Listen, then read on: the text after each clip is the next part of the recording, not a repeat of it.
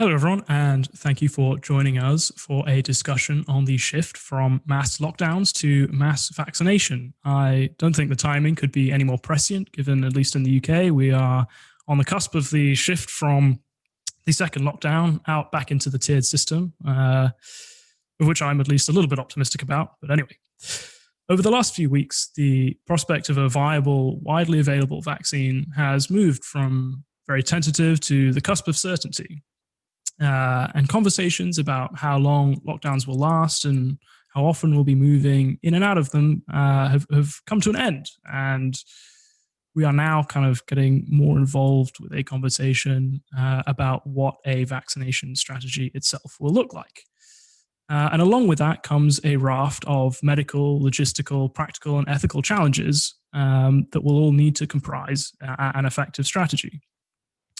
So we've heard a lot from the government about how things will be getting back to normal by April. But getting from here to there will be anything but straightforward. Achieving herd immunity will require a vaccination strategy of a scale far beyond the scope of anything we've attempted before. And I, for one, am not too optimistic given the government's struggles with test and trace and some of its communications given on the coronavirus guidance. There will also be hard prioritisations to make. Younger, more socially active people, for example, are more likely to spread the virus. But older, more vulnerable citizens face a greater threat to their health. So who out of these groups should get it first? Regardless of whatever logistical decisions the government makes with regards to the vaccination strategy, it will be delivered in a context of hesitation and apprehension. We've all been asked to minimize our exposure to risk through self-isolation and working from home, but now we are asked to be doing the exact opposite in accepting the risk of a vaccine that has been developed faster than any other, with antivaxxers out there spreading disinformation and certainly some indication that people are on the fence with it when it comes to the efficacy and safety of the vaccine. Is there a temptation for the government to increase uptake by fiat as opposed to by building trust? Luckily, I'm joined by an expert panel to help me answer these questions. First, I'm joined by Francois Ballou, who is the director of the UCL Genetics Institute, a professor of computational biology at UCL as well. His recent focus has been on human and wildlife pathogens and reconstructing disease outbreaks and epidemics. I'm also joined by Charles Veyer, a bioethicist and professor of medicine and philosophy at Western University in London, Canada. He is a leading expert on the ethics of randomized control trials, and earlier this year, he was a member of the World Health Organization's Working Group for Guidance on Human Challenge Studies in COVID-19. And finally, I'm also joined by Jonathan Kitson, who is an independent researcher and forecaster. So to begin with, I would like to hand over to Charles to discuss with us the ethics behind the vaccine trials and concerns regarding how they were conducted and how this discussion might affect the success of a vaccination strategy going forward. Well, thanks very much, John. It's a pleasure to join the panel today. It was just a year ago today, in fact, that the first case of COVID-19 was reported publicly. And the pace of scientific progress since then has simply been unprecedented.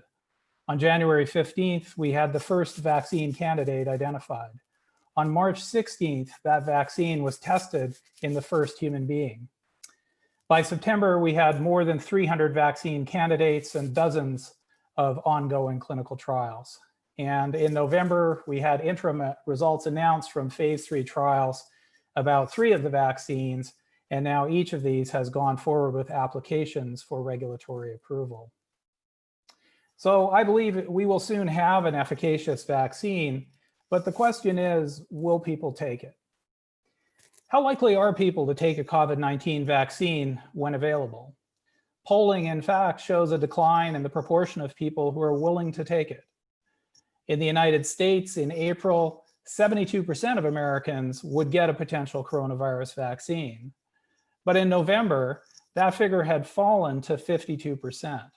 And I want to emphasize here that that poll was done after Pfizer's announcement of very promising interim results. In the United Kingdom, a quarter of Londoners polled in October said that they are unlikely to or definitely won't get a COVID-19 vaccine. When asked why, many said the pandemic meant there had not been enough time to discover what the side effects may be or to test if it really works. So vaccine hesitancy is a major problem for COVID-19 vaccines. Vaccine hesitancy is just the reluctance or refusal to vaccinate despite the availability of vaccines. It's not a new phenomenon. It's been around for years. Indeed, the World Health Organization named it a top 10 threat to global health in 2019. However, I think there are different features of COVID-19 vaccine hesitancy. It's different in some ways, and I think some of the drivers behind hesitancy are different. Those include the speed of vaccine development, politicization of the vaccine, and frankly, poor communication about ongoing vaccine trials. Let me say just a little bit about that last point. There have unfortunately been missteps in communication about ongoing trials and trial results. Let me give you a couple of examples. The AstraZeneca trial, as I'm sure many of you recall, paused on September 8th. A day later, there was a press release that referred vaguely only to a single event of an unexplained illness. That same day, the CEO of AstraZeneca revealed in a call to investors that the adverse event, in fact, involved a woman hospitalized with transverse myelitis and inflammation of the spinal cord. So one set of information available to the general public, another set of information with more details available to investors. That's poor communication. Just last week, AstraZeneca released interim results showing 70% overall efficacy. And that really is sort of the bar that regulators and scientists have been looking for a coronavirus vaccine. So that's definitely a good result. In one subgroup, however, who received a low dose of vaccine, there was observed 90% efficacy. So that's very, very positive looking indeed. And there was a lot of excited talk about that finding last week. Days later, however, Wednesday, Thursday of last week, we were told that the low dose group was in fact not planned at all, but it was due to a manufacturing error. And furthermore, that subgroup did not contain anyone over the age of 55 years. Again, this is information we really needed to know on last Monday when that press release was issued. So how do we rebuild trust? How do we build trust? How do we rebuild trust with the public around COVID-19 vaccines? Well, Sir David Spiegelhalter said in an op-ed last week, rather than focusing on trust, we should focus on trustworthiness. Trust happens when people show honesty, reliability, and competence. And it strikes me that this is good advice both for pharma and for government. Pharma needs to be open about serious adverse events, tell us all how they're being investigated and why it's reasonable to restart a trial when something bad happens. Furthermore, they need to make a commitment now to make available de-identified participant-level data to allow for data analyses by independent scientists. The stakes here are high. Indeed, it's difficult to think of a situation where the stakes could be higher. History has shown that once public trust in vaccines has been compromised, it's difficult to win back. Thanks. All right, well, thank you so much for that, Charles. That was very, very interesting and insightful. So just a couple of questions before I move on to our next panelist. When it comes to trust in the government, I think that it's not uniform across different groups, right? Some people will trust the government more and some will trust it less. Do you think that we should encourage kind of specific entreaties to different groups, different strategies to try and build trust, or is it something that will just have to be done on a sort of one level? Well, I think the first step is the government needs to do a better job in terms of its science communication and its public health communication. I mean, let's be frank, it's been a mess, right? I mean, we need consistent messaging. We need sort of the government to be really clear with all of us about just what the uncertainties are, what we know, what we don't know, and how we're going to figure out what we don't know. And I just don't think there's been a good job of that. So I think a key beginning here is for the government to behave much more as a trustworthy source of scientifically backed information, advice, and policies. I think your suggestion, though, that perhaps we might need sort of different strategies with different groups socially. I think that makes really good sense to me. There's a role here for community leaders to play. There's a role here for social media, certainly to reach out to specific groups, but it has to start with more trustworthy behavior on the part of government officials in the first place. So my second question was kind of you already got into towards the end there, which is who is best placed to build this trust? Is it politicians? Is it journalists? I mean, at least for those two groups in the UK, trust in them seems to have plummeted quite significantly. So perhaps, if not them, then who? Yeah, I think it's going to require multiple players. As you've highlighted, there are some players who just need to up their game, quite frankly. I think there's an important role here for scientists to play.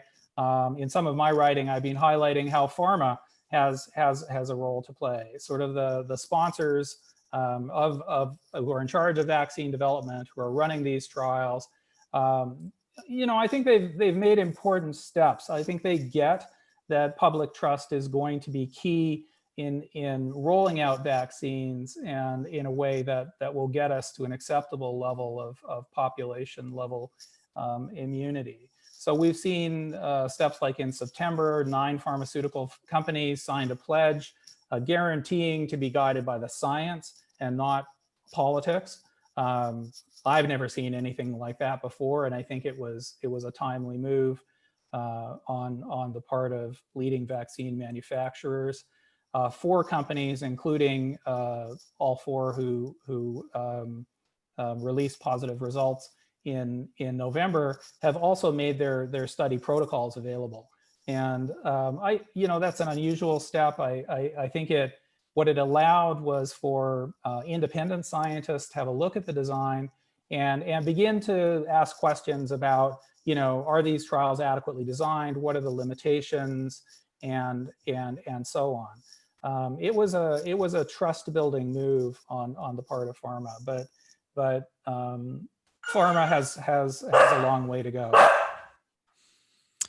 Okay, well, thank you very much, Charles. I will now hand over to Jonathan to discuss the kind of logistical challenges of the vaccination strategy and what the role of forecasting might be in both before the pandemic and after the pandemic. Jonathan, over to you. Thanks, John. Okay, evening, everyone. My name is Jonathan Kitson. I'm an independent researcher and forecaster. I've got over 200 scored questions on political and economic forecasting, and I've been forecasting the coronavirus pandemic since January this year. And I'm currently 12th out of over 4,500 forecasters on one particular online platform. So I'd like to talk very briefly about what the current vaccination plans are. There was a few weeks ago, the Joint Committee on Vaccinations released a paper, and they published it in the Lancet, talking about what their strategy might be. And at the time, I was very worried by this because it was effectively saying we only want to vaccinate half the population. We don't think that under 55 should be vaccinated unless they are healthcare workers or unless they're vulnerable individuals. That seems to have been updated. And a few days ago, the government released an update on its priority list for vaccination, starting off with residents of care homes and care home staff, moving down towards healthcare workers, and effectively going gradually down the ages. So starting at about, I think, 80, then down to 75, then vaccinating clinically extremely vulnerable individuals. So immunosuppressed people, cancer patients, people with cystic fibrosis, for instance. Then moving down gradually again by 5 years, 5 years, 5 years to when we get to people 50 years of age. So it's encouraging that the government has decided that it is going to vaccinate more people and hopefully vaccinate everybody over the age of 18. There are a couple of questions as to whether we should be vaccinating children, but that's something I'll briefly mention later. I think it's really important to try and vaccinate effectively the entire population. It's not just to lower the infection and the illness rates, but also to restore confidence in the economy. Just because you're not going to be intubated with coronavirus, if you're, for instance, 34 years old and otherwise healthy, you might not necessarily want to spend 2 weeks ill. You might refrain from certain economic activities, even if 30% of the population is vaccinated. It's really important, I think, for the government to get the economic recovery going as fast as possible, to aim for and make sure that it vaccinates the whole population. And I also think it's important because there was some really good research released yesterday, which I'll tweet, which I can tweet the link to later, saying that vaccine-based immunity is superior in terms of how long it lasts and how effective it is compared to a naturally acquired immunity. So having a vaccine in terms of how long it protects you and looks after you is much better than by catching COVID-19 naturally. In terms of the vaccines themselves, Charles has laid out some really good points previously. The UK is going to probably, before the end of the year, give approval to 3 main vaccines. That of Pfizer, that of Moderna, and that of the AstraZeneca Oxford vaccine, which in total is looking like about 150 million doses. Now, the largest contributor there is the Oxford AstraZeneca vaccine. We've got 100 million doses. The government's bought 100 million doses of that. 40 million of those doses are designated to go to developing countries. So in practical terms, we have bought 60 million doses of the AstraZeneca vaccine, and all 3 of these vaccines require 2 shots. So you need an initial shot, and then 3 to 4 weeks later, you need a further one. So if you half that, that's the number of people you can vaccinate. So with the AstraZeneca vaccine, that's 30 million Brits we can vaccinate. We have 40 million doses of Pfizer vaccine, so that's 20 million, and then 7 million divided by 2 for the Moderna vaccine is 3.5. So of our most effective vaccines, which are the Moderna and the Pfizer ones, that's 23.5 million people. That's just about the groups mentioned right at the start in terms of the priority for vaccinations: healthcare workers, elderly people, vulnerable people. That is good, but I think it would be really prudent of the government to say, given some of the problems with the AstraZeneca vaccine that Charles has laid out, to say, okay, we've got two vaccines that are really high efficacy, they're above 90%. We might have a third, so the AstraZeneca vaccine might be, depending on the dosing regime, it might have the efficacy of the others, but let's take it as a given that perhaps it doesn't. So what I'd really like to see the government doing is ordering many, many more of the vaccines which we know to be effective. I don't really think cost should be a limitation at the moment, given that we're spending, the cost of the economy is very much debated, but in terms of how much it's actually cost the government, it's costing more than £1 billion a day. It's an extremely expensive pandemic we're having. Now, we're not aiming to vaccinate children at the moment, and no trials, as I'm aware of, have included children. If we want, and maybe we could discuss this later, to eliminate the virus, we probably do want to vaccinate children, and that raises some difficult ethical questions. But I think that what I'll just last say on vaccination, the government should aim to be ambitious, and it should go out at the forefront and say, we want to vaccinate everybody. And if it fails, it's better to fail at 70% rather than aim to vaccinate 50% and not really get there. In terms of the logistics, I think lots of the logistical problems involving refrigeration have been slightly overblown. People will say that the Pfizer vaccine, I think, needs to be stored at -70. But what that means is, so that's where it needs to be stored, but it can then be refrigerated for up to 5 days. So it's not immediately as soon as you take it out of the fridge. It's not like it's going to disintegrate and become useless in half an hour. And if you get an effective logistical, supply going, and you get people in vaccinated and you get it done efficiently, it's not beyond the wit of man to do. And it's really good to see the government appoint a minister directly responsible for that. In terms of forecasting, which is a little bit more of my speciality, the government, in effect, does forecast things. It has its national risk register, and it also, in terms of acting on forecasting, did a really big punt. It said that let's get this flu vaccination plan, this national pandemic flu vaccination plan, which we heard about right at the start of the pandemic, and which we were effectively following. Now, if paradoxically, so forecasting is extremely difficult, and given, I think, the problems that the British government has in listening to advice, I weirdly think that the government should probably be doing less forecasting for a number of reasons. One, if you get it wrong, which the government seems to have done in its flu pandemic, right, and you follow the wrong advice for a while, which we seemingly did at the start, that can be really damaging, and it can also be damaging for trust. It's difficult sometimes, I think, for policymakers to understand what to do in response to a risk assessment. Now, maybe you would need, maybe one idea that's floating around is that you would have a dedicated national risk office to really dig into the detail of the national risk assessment and make it much more clear and in terms of like what you can do in steps and responses to the into ongoing risks. But I fundamentally think that one of the two lessons that we should learn this year from the pandemic is that flexibility is key. And at some points, the British government has been very inflexible. And I think a part of that is related to its lack of, as I mentioned before, its lack of ambition.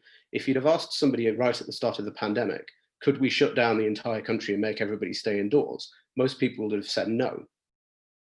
Now, what the lesson I think you should try to learn from this is that you shouldn't limit yourself in terms of, well, how do we achieve this? Because we've shown this year that there are plenty of things that would otherwise be unthought of, otherwise just completely out of the box, that you could do. If you'd have said, perhaps in January when Taiwan closed its borders, if that's something we could do in this country, it would have been people would have been extremely hesitant to have done that. Going on in the future, I think if the government has flexibility regarding extreme risks, extreme tail risks, and recognizes that it can do things that are very, very out of the box, I think that's probably a lesson which I think it should be very much borne in mind. And just a final thing on why I think that better forecasting inside the government is going to be a really difficult thing to do. The best advice in the world is quite useless if it's not acted on and listened to.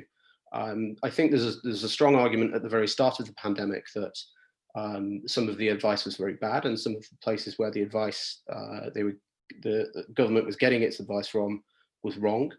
But come September, lots of the advice coming out of the scientific establishment was very good, and it, in effect, wasn't listened to. And we made a choice that we were going to open schools and send teenagers and students back to university.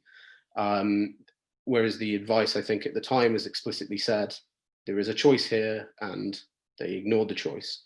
So in terms of the limits of forecasting, I think it's a little bit depressing that just teaching everybody a little bit more forecasting might not have massive benefits, but there are plenty of lessons that can be learned in terms of flexibility. Well, thank you very much for that, Jonathan. So my first question comes from our director, Eamon Butler. He asks, in the UK, mass testing happened only when PHE stepped back and let private labs and agencies produce tests. Is it likely that that the vaccination challenge will overwhelm a centralized NHS? You were talking earlier about the government needing to be ambitious.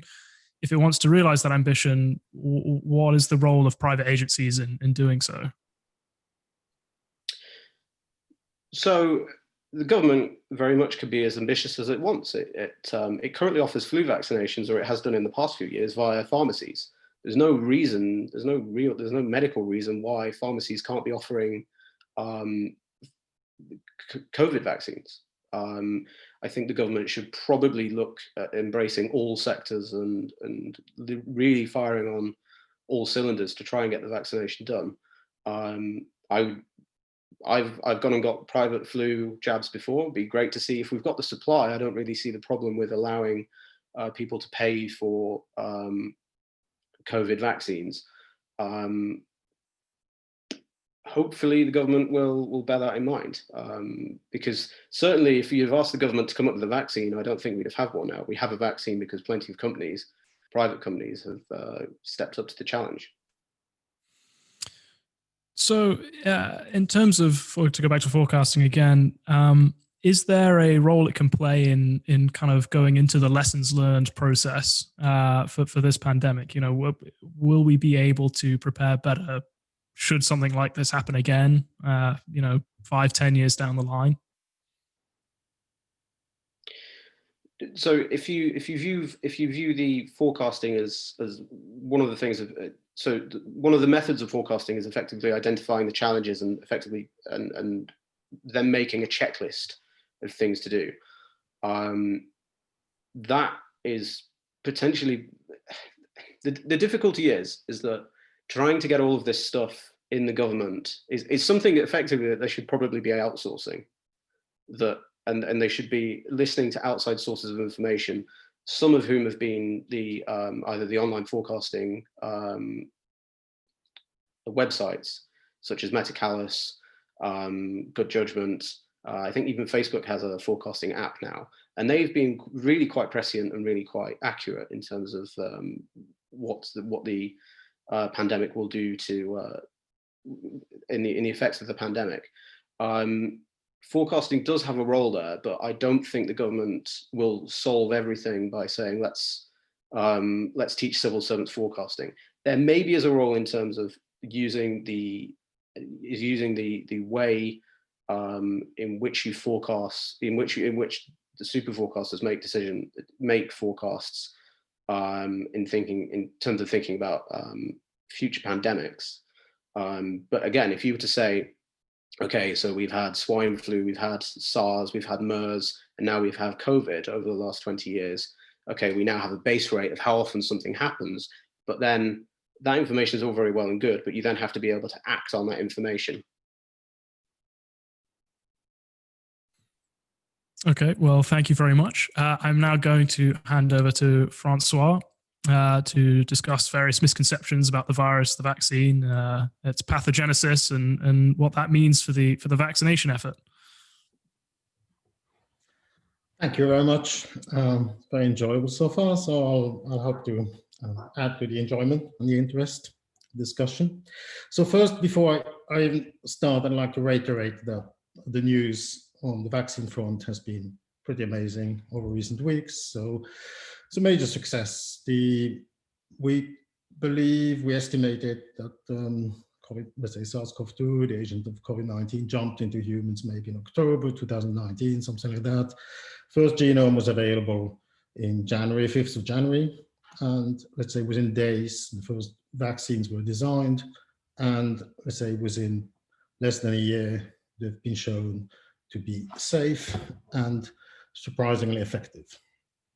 Now, I think quite a few people were optimistic that we'll get good, safe vaccines. One reason is that the virus has still very limited diversity. It's essentially one strain with essentially no genetic diversity. say, compared to flu, for instance, where you have several lineages in circulation and you have to deal with some unknowns. So it's simpler in a way. The kind of interesting approach which has been taken with the leading vaccines, so the one we're seeing now, the mRNA vaccines, the adenovirus vaccines, and like the Oxford one, is that these are pretty novel technologies. That's not a bad thing, but let's say it was a bit of a bet. Now, I should say that there are something like 300 vaccines in development, so it was pretty sure that a few would be successful. Anyway, it's wonderful that we're in a situation, and I'd really like to stress that they look pretty safe. We've heard a lot about the ChAdOx vaccines and the AstraZeneca Oxford vaccine, which had some minor issues with the trials, but the two mRNA vaccines look really fantastically safe. So Pfizer inoculated it 2 doses now to something like 50,000 people without any real adverse event. No, let's say. So that's pretty amazing. Now, as we also heard, there's some hesitancy in the population and some people are very concerned. I'm actually not concerned at all. The first reason, we could even say that at this stage, we could see that as a blessing, that not everyone wants to jump on the vaccine, wants to wait a little bit because it's safe. Maybe others need it more, because we should not underestimate, let's say, what it will take in terms of time, energy, and organization to get a large fraction of the population vaccinated. That won't happen overnight, even with the best, let's say, infrastructure, best organization. So, and I feel it is essential, and it is also essential, that the people the most at risk get vaccinated first. And then once, say, those really at risk, the elderly or the people who have some comorbidities, who are particular risk, as immunocompromised, so they really need to be vaccinated as soon as possible. So, and then there will be a few months, let's say, to decide whether, let's say, who should be vaccinated, what proportion of the population should be vaccinated. I'd like to stress that we can control the pandemic without vaccinating every single person. There's such a thing as herd immunity, so essentially the transmission goes down when you have a sufficient number of people who are vaccinated, because each person doesn't transmit to, let's say, 2 people if they are vaccinated, but let's say fewer. There is also a non-ridiculous proportion of the population who has been immunized through natural infection. I'd like to say something very briefly about, let's say, natural infection versus vaccines. So we can anticipate that the vaccine will lead to a stronger immunization, but when I mean a strong immunization, I mean it probably in terms of the risk of transmitting the virus, of being infected. Now, in terms of symptom reduction, let's say, for how long people will be protected from symptoms, natural infection might actually last for longer. The reason for that is the vaccines we have are very targeted towards single protein in the virus, which makes them pretty narrow.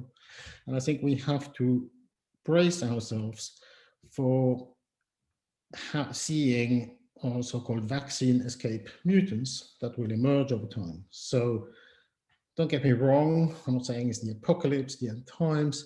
Let's say these vaccine technologies, especially the mRNA technologies, are extremely well suited to redesign the vaccine essentially in real time. We also have the means to follow these mutations so they go up in frequency, but we have to be prepared, let's say, to act whenever we'll see the emergence of vaccine escape mutants. And to some extent, that's a situation which is fairly similar to what we're having with the flu.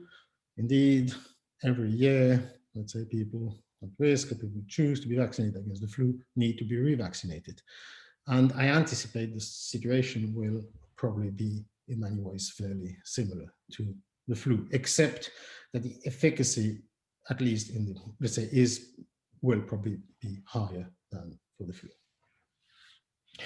Okay, so just to maybe summarize, I think it's excellent news. There are some challenges on the horizon, but I think we're fairly prepared.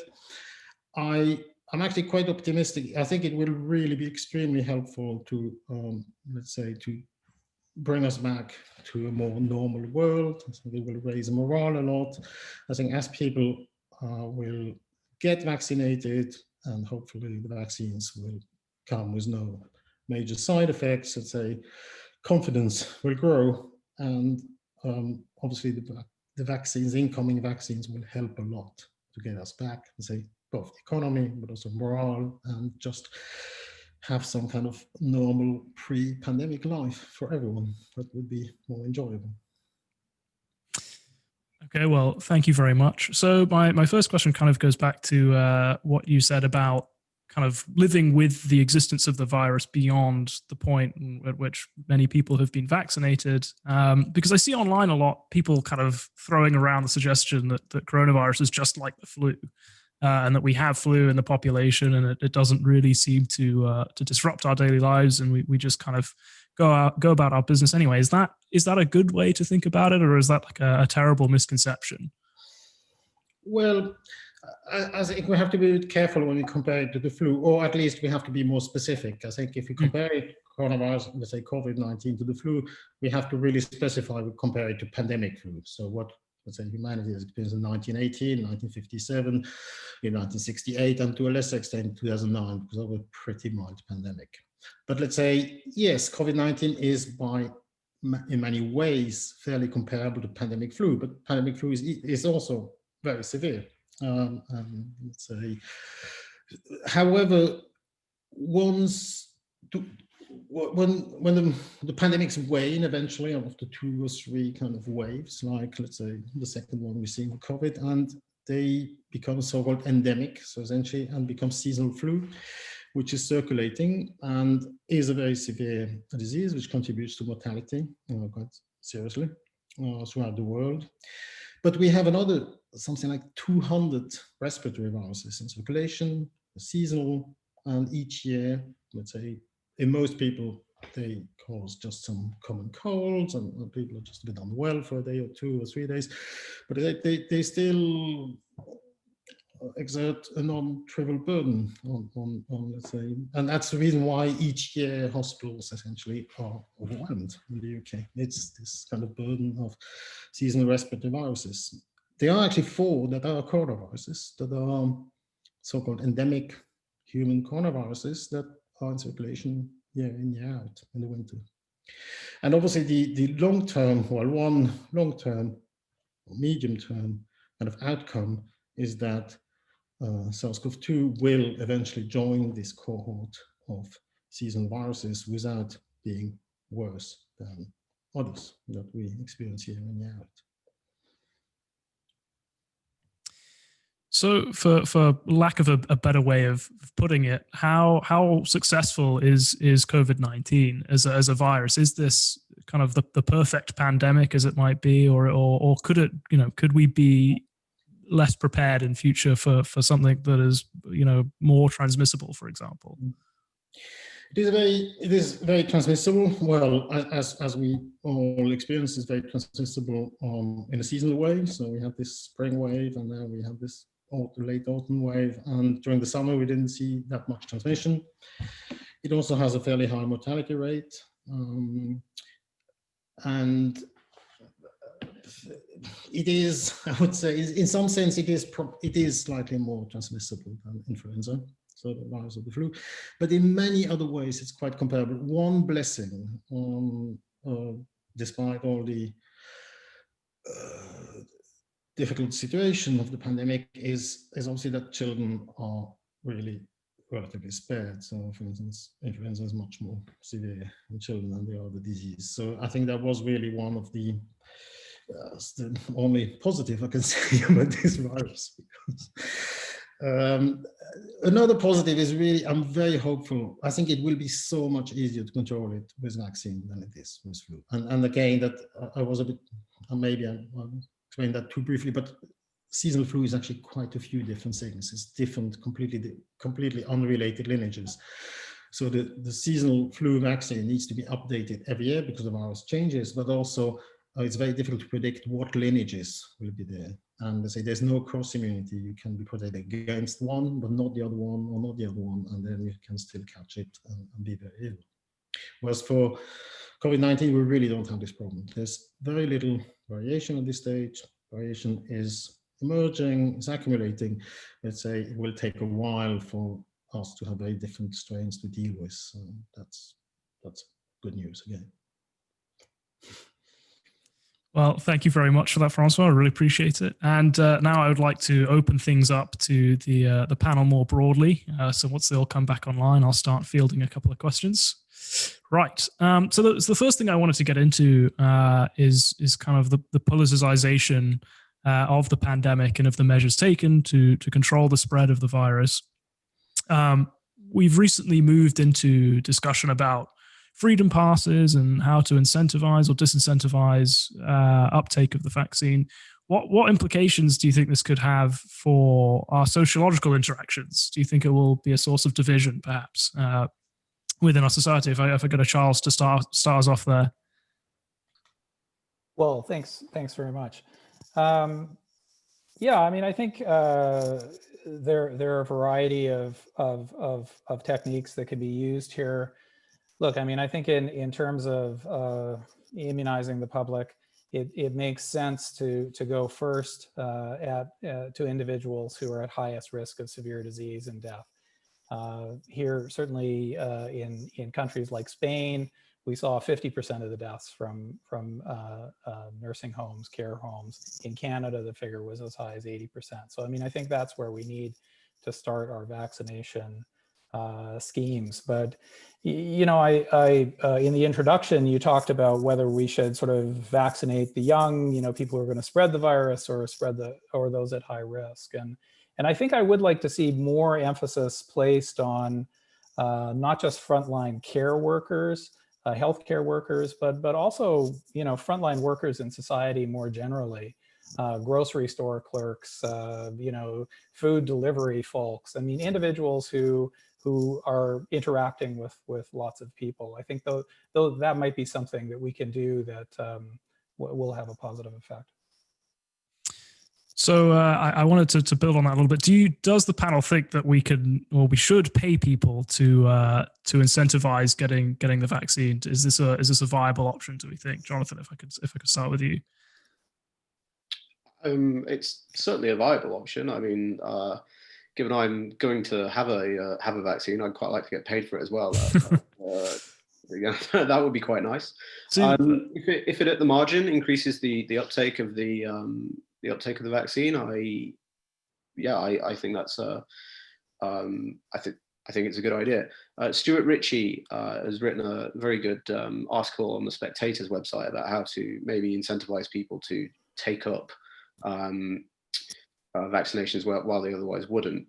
But of course, there are mandatory vaccination isn't the case in the UK, but in other countries where it also isn't the case, there are quite some quite severe penalties for not taking measles vaccines, for instance. You know, you can't. I think there are some countries where you can't enroll your children in local schools, etc., etc. And you know, there's been a bit of discussion about freedom passes in terms of, you know, can you go into bars, restaurants if you don't have a COVID vaccine? Now, that probably is going to be quite unfair if the government doesn't do a very good job of vaccinating people. But in international terms, there are plenty of countries which you can't visit at the moment because of the case rates are far too high. And I think Qantas said last week that they won't be accepting people onto their planes unless you can prove that you have been vaccinated. So maybe the government actually shouldn't be taking a lead on this. Maybe it will actually be private businesses who decide that actually, unless you have been vaccinated, then we're not going to offer our services to you. So I have a question for Francois here, which is regarding the sort of the pyramid of who needs the inoculation to the virus first. Where do people who have already had coronavirus, or rather COVID-19, sorry, where do they fit into the pecking order there? Well, that's an interesting question. I think in principle quite low. So we still don't need exactly how long immunization. And I should really specify when I talk about immunization, it's two different things. Immunization is how long are you really protected from infection. And let's say even once this protection wanes because the antibodies in the blood, let's say, go beyond a certain level, you can be reinfected. but the expectation is that very, very, very generally, you will be less severely ill when you're reinfected. So I think we always have to be a bit careful what we mean by immunization. Obviously, it's made more complicated in sometimes elderly people, immunocompromised people who really, let's say, for whom the virus can always be problematic. Let's say for healthy people, we can predict that people are essentially protected against the most severe symptoms for a long time, for years. So you could say, obviously, people who had it, and they can show they had it or whatever, or trust them, they should be at the back of the queue, especially if they're not keen. But I think you're really asking an interesting question. I personally believe that the most effective public health measures in the long term are really based on trust, we heard, and trustworthiness. And I don't think that coercion or even bribing, be it by governments or being by companies, actually works that well. The risk is that you just have a backlash, a pushback, and let's say that would be very, very costly, because we don't have to think this is the end of the world. If we don't vaccinate everyone, it's the end. So they say we have to protect vaccines and the image for the long, long future, because COVID-19 shows it's a major crisis, but it's not the last crisis. And fundamentally, if the vaccine is safe and people, let's say, become increasingly trusting, then the uptake will be, I predict, very, very good, without any kind of need for really kind of coercing or punishing or whatever. And finally, about children, I would just like to stress that these vaccines are at the stage not intended for children. Let's say the 2 mRNA vaccines are too reactogenic for children. So I don't think it's even worthwhile talking about that. So I have a question here for Charles, but I think it would be good for everyone to kind of weigh in on it, which is, does trust require a greater evidence base? For example, we know that vaccines protect against COVID-19, but are we sure that there are not associated risks, non-specific effects, perhaps even an increase in mortality over the long term? I mean, in that case, would it was, as the question asks, sort of a greater pool of evidence actually help build trust?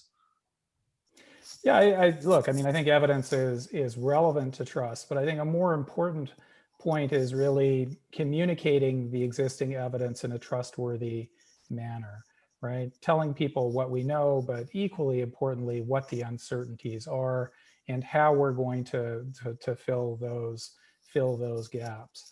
And it's certainly relevant to COVID-19 vaccines. We've had the results now of some very large trials, as we've heard, with 30,000, 45,000 individuals.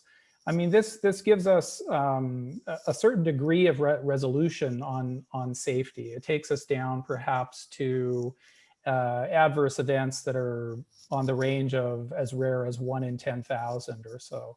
But we really don't have sufficient resolution at this point in time to rule out rarer adverse events. The only way we're going to get at that is through population level surveillance as vaccines are rolled out.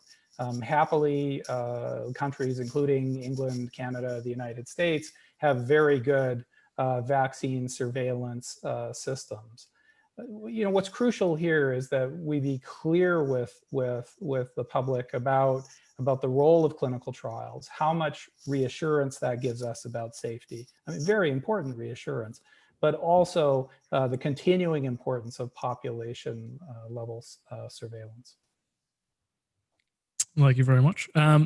So probably more of a question for Jonathan, perhaps, but again, for everyone, if they have an opinion on it, do we think we'll see a shortage of refrigerants in the UK based on the requirement for one of the vaccines to require very, very low temperatures to be stored? Well, even if there is, okay, at the very start of the pandemic, we saw a massive shortage of PPE. And within a few weeks, the market was effectively able to respond to that. So if the government's willing to put, you know, pounds behind a demand for refrigeration, I don't, it's not going to be like this is going to be a long-term issue. And the government is looking at it at the moment. So I think, I really think that the refrigeration issue is overblown.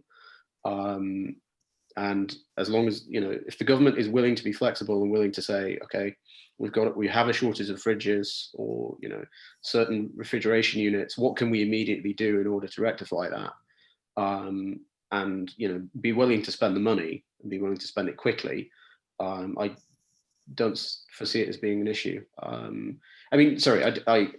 It's an easily solvable issue. So it could potentially very much be an issue, but it's one of those issues that can be solved by, by spending money, which the government, to be fair, on some things has been very good at.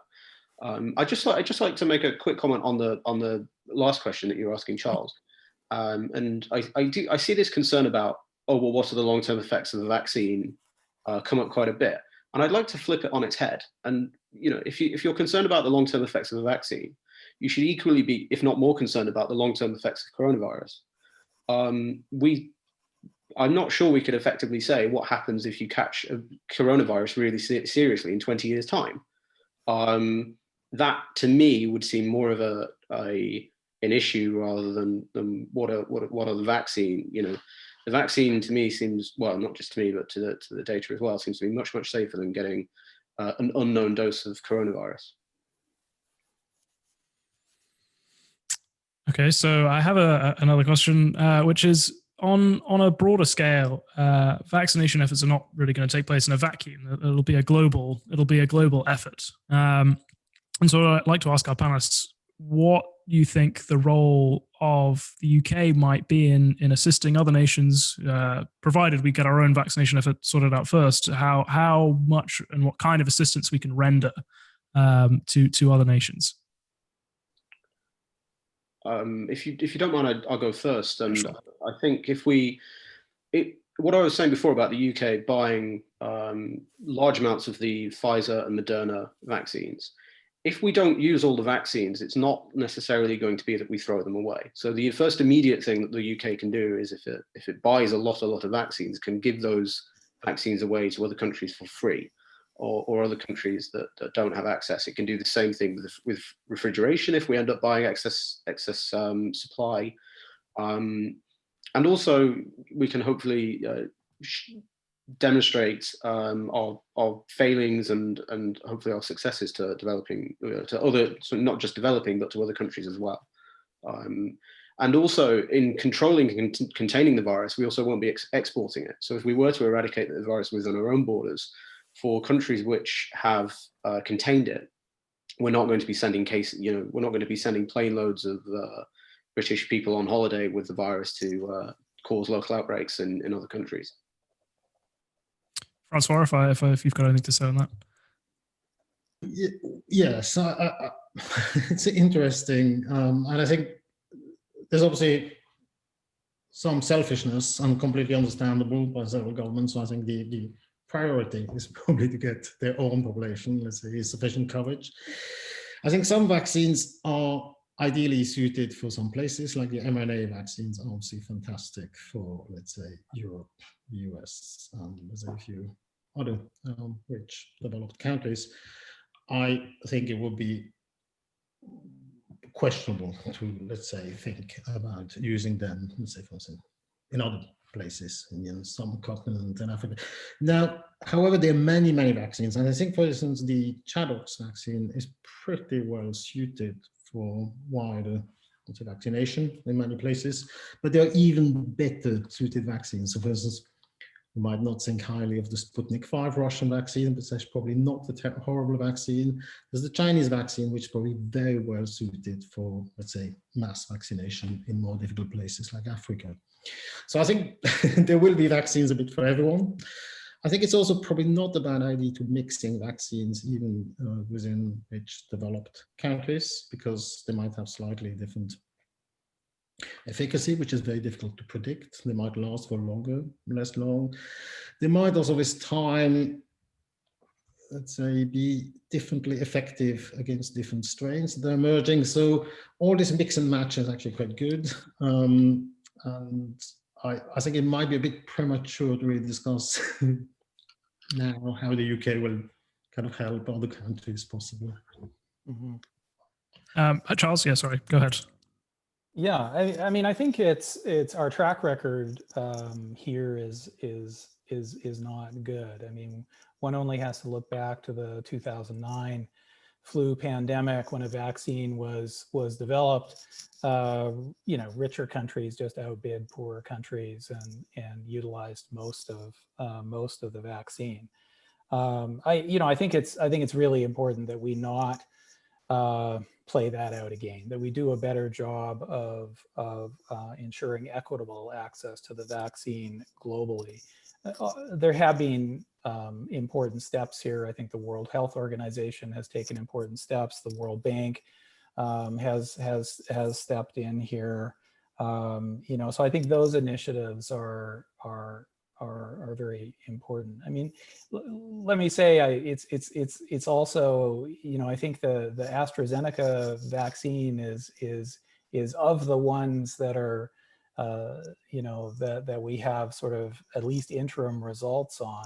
The AstraZeneca vaccine of the three is the one that I would say is sort of most suitable for global application. It's much cheaper, £3 a dose. That's only 20% of the cost of the next cheapest vaccine. It only requires regular refrigeration and so on. So I think when we saw sort of some issues with the reporting of the AstraZeneca vaccine, that was really problematic, not only for England and North America, but that was problematic on a global health scale. So I think I've probably got time for one last question, which is a little bit more abstract in nature. I wanted to ask all of our panelists what the kind of implications this event has had for your various fields of study. It's been a pretty paradigmic, if that's even a word, event, and I think we've probably all had to kind of change our assumptions about something. Francois, if I could start with you. Well, my background is really in infectious disease epidemiology, but I'm really working on the more genomic side of things, and it's been impressive because, let's say, as I mentioned, in January, we had early January first genome. Now we've got something like 200,000 genomes, and it's just growing and growing and growing. To give maybe a bit of a parallel, during the 2009 swine flu, I remember we published a paper in Nature with something like 12 bits of a genome, which is small, and now we have 200,000. So there's just an amazing amount of data, and I think it will actually, for once, be quite useful. It won't just clog up computers. I think we'll really take advantage to follow the evolution of the vaccine and to kind of deal with it properly. So, Jonathan? I think this year has demonstrated both the benefits and the potential problems in terms of forecasting. It obviously would have been very, very valuable to have had good predictive values that were transparent and were being questioned in government. But it's been quite depressing from my point of view to see these predictions be made and just watch them sort of inevitably roll to be true because of the failures of certain decision-making organizations at different points. So it's been a sort of a mixed year from forecasting's point of view. But I think the large crowdsourced forecasting websites and apps have proven to be very prescient. And that's also what I will be talking about at the ASI's forum on Saturday. Very nice plug, Charles. I mean, so many ethical features of the pandemic. I think the one that interests me is sort of questions around human challenge studies with the SARS-CoV-2 virus. Is this going to play any sort of role moving forward in terms of identification of second generation vaccines? Can these studies be done ethically. I think right now there's a very lively debate taking place around the ethics of human challenge studies, and we'll see where that lands. Okay, well, that takes us to time. So thank you very much to our panel for joining us. Really appreciate it. It's been very, very interesting, and I hope helpful too. So join us next week for another webinar. And also we've got forum, I believe, on Wednesday the 5th. So please check our Twitter and sign up. Thank you very much, guys. Take care. Thanks. Thanks. Okay.